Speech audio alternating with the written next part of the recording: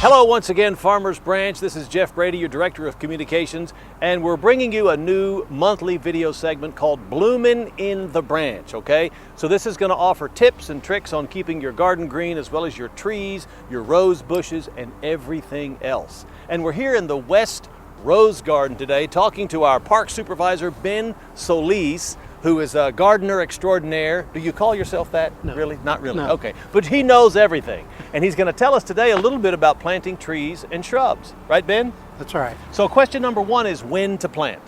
When do we plant?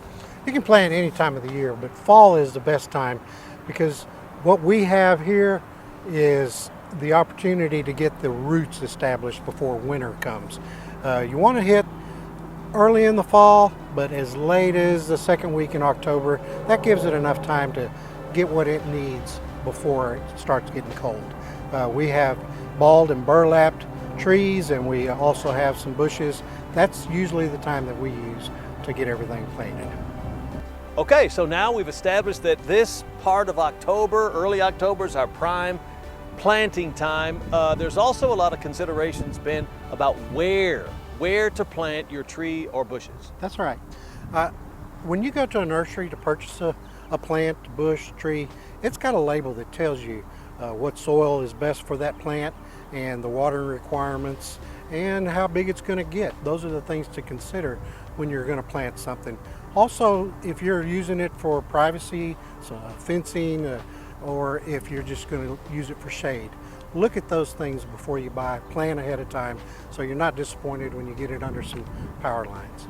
Because it's going to grow. That's right. And you've got to, it might look too small at first, That's but right. you have to think about what that bush or tree is going to look like. In about 5 years, Yeah. look ahead and see what it's going to do. Another question a lot of people have is the hole itself. How big, deep, or wide should the hole be for a bush or a tree, Ben? So you're looking at two different things. You want to look at the width and the depth. When you dig your hole, you want it to be twice as wide as the ball of the plant. So you want to dig it this wide all the way around. Keep that soil that you dug up so that you can use it to backfill. Now the depth is really important. You want to get your hole no deeper than that ball, because if you try to put some more soil back in, it's going to settle and it's going to be too deep. You actually want to leave this part of your plant or tree slightly above ground level. So a lot of people probably make that mistake and actually bury a bush or a tree too deep. That's right. Right? So you really want the crown of this root ball to be sticking up above the ground. That's right. Slightly, I would say a finger or up to an inch, because if it settles, then it'll be at the right height. Yeah. If you're putting any mulch on it or around it, that'll help it. And you have to expect it to settle. Yes. Some. That's the important part of not digging it too deep so you don't get too much settling. When you're setting this plant or any plant in the hole, do not handle it by the trunk. It's best to grab the ball of the plant and set it down into the hole so you don't mess up any of the fine roots. So you want to support the ball from the bottom. That's right.